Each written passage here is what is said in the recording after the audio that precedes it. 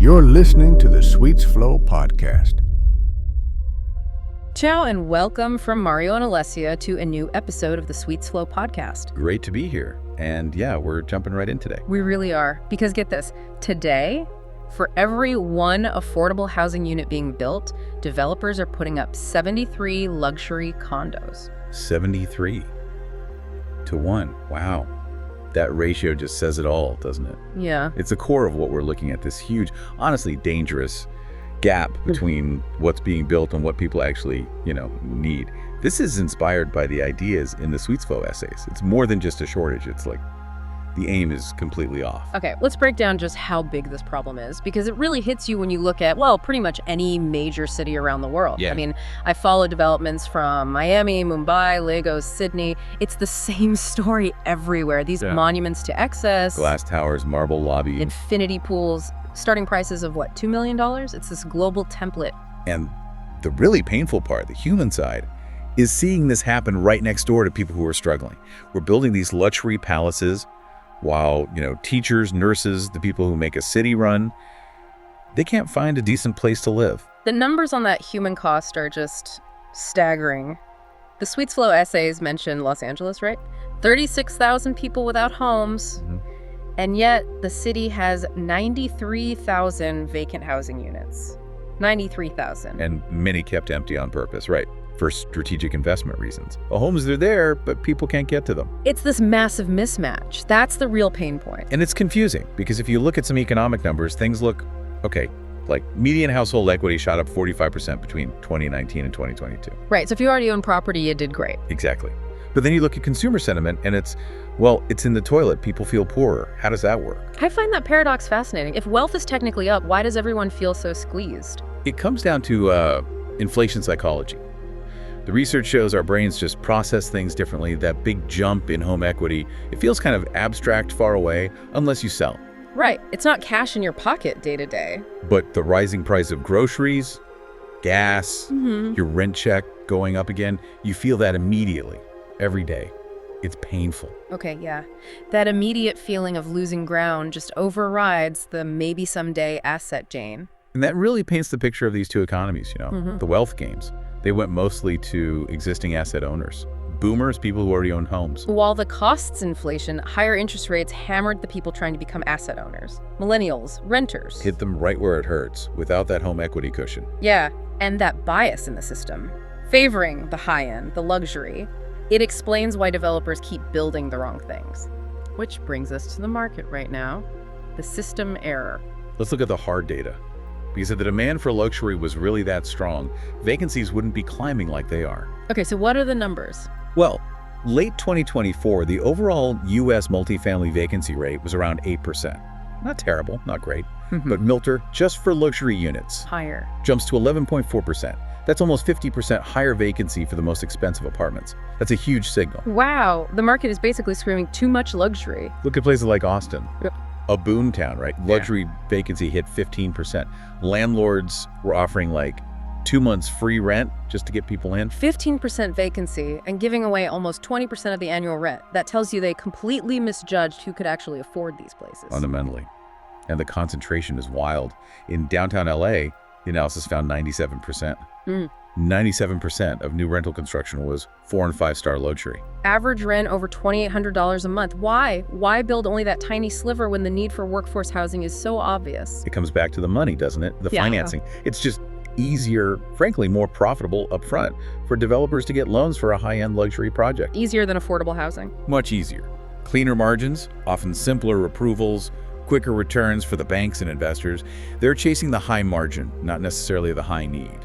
See? So the system itself encourages building expensive stuff, even if fewer people can actually live in it. Which loops right back to that crazy 73 to 1 ratio. We need millions of units.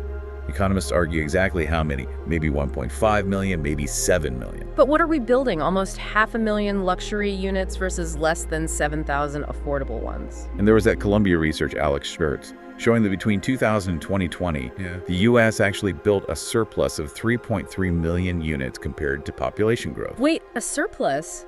Then why does it feel so tight, especially for younger people? Is that data wrong? No, the data's likely right. It's an access problem. That surplus is overwhelmingly at the high end, or it's second homes, investment properties. Yeah. Units kept off the rental market. So the units exist, just not for regular renters or buyers. Exactly. The Suites Flow essay used that analogy. It's perfect. We're in a town with a potato shortage. And the response is to build 73 caviar factories and one tiny potato farm. Right. The product just doesn't match the actual need. That really nails the disconnect. Okay, let's shift to this investment property paradox, because this is where the system failure kind of meets a generational time bomb. Yeah, this is crucial. A huge chunk of luxury real estate today isn't primarily for living in, it's for capital preservation. Meaning Ultra-wealthy people, international investors, rich boomers, they're parking money in these $5 million condos. It's about storing value, diversifying assets, not necessarily finding a primary home. Which brings up that big question. If everyone's buying high just as a store of value, who are they planning to sell to down the line? Exactly. It's like this incredibly expensive game of hot potato. You're betting the next person in line will want it and be able to afford it at an even higher price. And that's the time bomb. Because the people buying now, overwhelmingly in their 60s and 70s, baby boomers, peak wealth. Well, who inherits these properties in, say, 10 or 20 years? Yeah. Gen X, Yeah. and importantly, older millennials.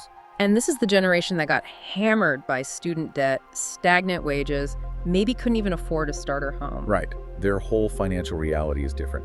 Plus, their values often lean more towards flexibility, experiences, maybe less towards massive fixed physical assets. Minimalism, sustainability, different priorities. So you have to wonder, will they even want that $3 million high-maintenance condo they inherit? That's the hypothesis for a major correction. Yeah. If that inheriting generation who might prefer liquidity or just not want the hassle or the location decides en masse to sell, You suddenly get this huge wave of luxury supply hitting the market all at once. potentially causing a significant price drop, deflating those safe assets. So the system error is building for today's aging wealthy buyer, creating a future supply shock. When the properties pass to a generation that might not value them the same way, it's a mismatch built on short-term profit. And the only way through that potential shock, the only way to rebuild trust is, well, it's transparency. We need a fundamental shift from that old way of selling the opaque sales center model. To something based on information, on trust, what we call the sales system. Yeah. The old way was about selling a dream, right? Fancy renderings, maybe one or two perfect show units, lots of imagination required. And lots of faith. The sales system is different. It's about showing the reality, the truth of the actual asset. And technology is what makes that possible now, making the property real, visible, even before it's built. That's the new standard Suites Flow provides. We tackle that mismatch head-on by offering unit-specific virtual tours. And crucially, for every single unit, not just a couple of showcase models. Exactly. Every apartment showing its real layout, the actual finishes, and maybe most importantly, the authentic view from that specific window, that specific balcony. No more guesswork. That takes away so much of the risk and uncertainty of buying off-plan. And the scale here is key. Suites Flow is the only company that can deliver this level of detail, this fidelity, for hundreds, even thousands of units in a single building. Available globally, 24/7. It makes real estate feel less like a gamble and more like a transparent market. And we layer on features that build confidence, like the POI interactive map. Right, so you understand the neighborhood, context, transit, schools, parks, the whole environment. Context builds confidence. And then there's the AI guidance. This is important because it takes the sales pressure off. It uses only verified data from the digital twin. To help match you with the right unit for your actual needs, your budget, making sure it really fits your life. It's all designed to deliver essentially architectural truth. And that's powered by our VIM engine. The volumetric information multiplier. Yeah, VIM is what gathers all that complex data, architectural plans, geospatial info, visual details, and turns it into these reliable, data-anchored digital twins of every single unit. It makes the building real, visible, even if it's just a construction site right now, including that real view from the 47th floor. VIM changes the game. It lets us fight that mismatch, defuse that generational time bomb by building trust from day one. The building becomes knowable, verifiable. You know, ultimately the challenge isn't just about building houses faster, it's deeper. It's about matching the truth of the building with what people actually expect, and frankly, their deep need to belong somewhere. We have to stop building just for easy margins and start building for actual human needs, for generational values. We need to make sure these properties we create are truly seen, understood, and hopefully loved by the people who will live in them, not just used as temporary parking spots for wealth that the next generation might just cash out. That alignment, architecture, technology, human value, that feels like the only sustainable path forward. See you in the next episode. You're listening to the Suites Flow podcast.